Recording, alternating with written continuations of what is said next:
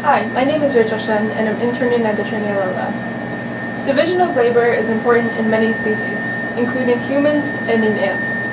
Take a building, for example. You need an architect to draw the plans, accountants to make sure everything stays on budget, and construction workers to actually put up the building. This is the case even more so in ants. Not only do they divide labor, but they also divide reproduction. So if they want to pass on their genes, they need to make sure they work together to survive. Some species have workers that look and act very differently depending on their job. In the ant genus Phyllodes, for example, there are two major worker subclasses, majors and minors.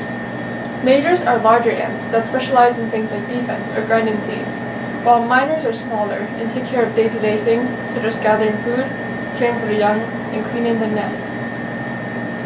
So how do these ants know what their jobs are? How do their brains differ to create these different tasks?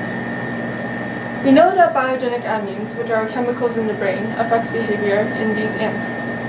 For example, dopamine affects learning and activity.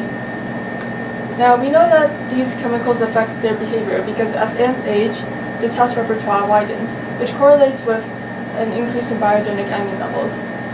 Also, as ants leave the nest for the first time, such as transitioning from a nurse into a foraging job, we also see another increase in these biogenic amine levels. Now, we know that in Phyllodes, dopamine is present in higher concentrations in minors than in majors, so we hypothesize that dopamine might be causing some of these behavioral differences.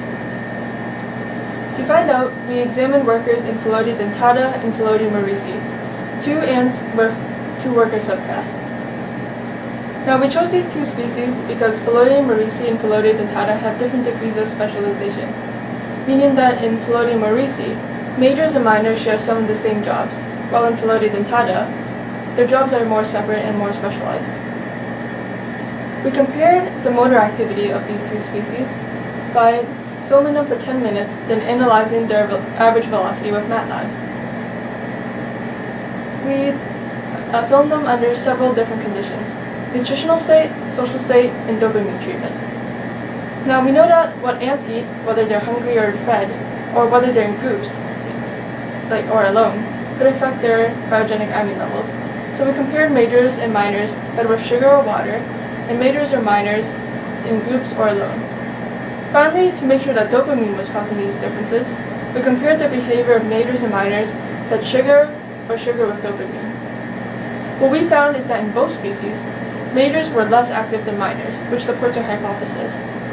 Also, P. morrisi are more active than P. dentata. Nutritional state only affected P. dentata, with hungry ants being less active than fed ants, but dopamine treatment or social state didn't affect either species. So although we do know that there is a correlation between dopamine levels and motor activity, we can't conclude a causation without more research.